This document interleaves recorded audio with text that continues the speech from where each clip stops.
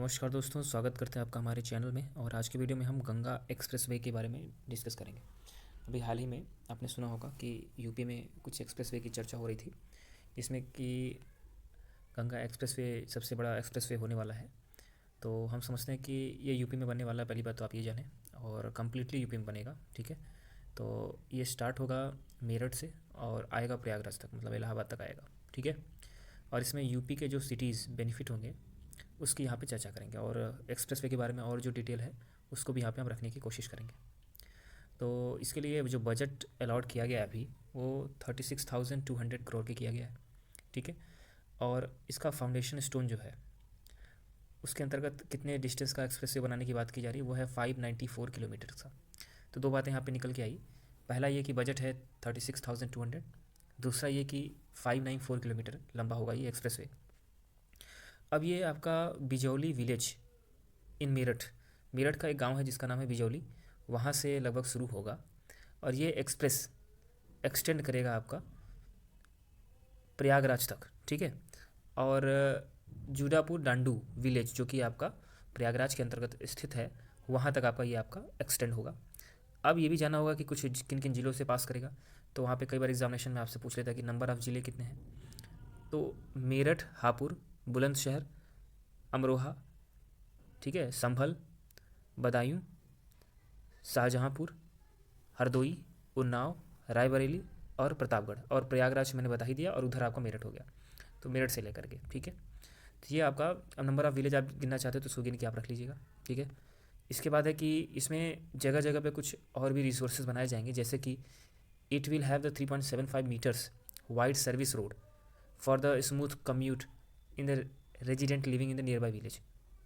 अब इसमें लगभग 4 मीटर का, मतलब पौने 4 मीटर का, 3.75 क्या होगा, पौने 4 मीटर, उसका एक सर्विस रोड होगा, जो कि मान लीजिए आसपास के जो रेजिडेंट हैं उनको प्रॉब्लम ना हो, जो ग्रामवासी उनको प्रॉब्लम ना हो, उनके लिए आपका अलग से रोड रहेगा। और भी चीज़ें हैं, जैसे कि पब्लिक कन्वीनियंस के लिए कुछ पब्लिक कन्वेंस सेंटर बनाए जाएंगे। ठीक है, और इसमें ओवरब्रिज बनाए जाएंगे 7, इसके मतलब टोटल प्रोजेक्ट के अंतर्गत 14 मेजर एंड 126 माइनर ब्रिजेस बनाए जाएंगे। ठीक है, और उसके अलावा आपका 381 under passes on the expressway और 381 अंडर पासिस। इतना ज़्यादा एग्जामिनेशन के लिहाज से महत्वपूर्ण नहीं है, लेकिन अगर आप इसके बारे में कंप्लीट जानकारी चाहते हैं तो आप देख सकते हैं कैसे इंफ्रास्ट्रक्चर डेवलप होता है।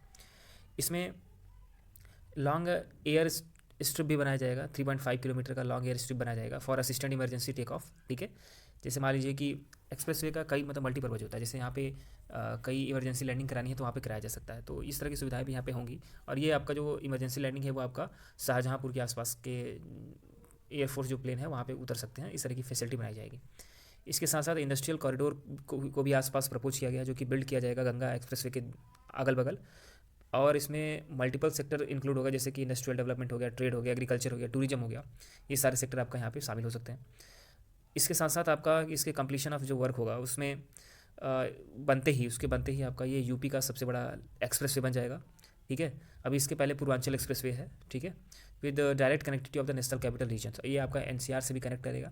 और इसमें सबसे बड़ी बात क्या है कि यूपी को दिल्ली से कनेक्ट करेगा, तो ये अच्छी चीज़ है। ठीक है, रोड से, तो इसमें मतलब कि माल वाहक जो गाड़ियाँ होती हैं वो भी, और इसके साथ साथ जो ट्रैवलिंग है, ठीक है, टूरिज्म भी इससे प्रमोट होगा, काफ़ी चीज़ें हैं। तो इस एक्सप्रेसवे में आपका यूपी गवर्नमेंट के अंतर्गत इसको संचालित किया जाएगा।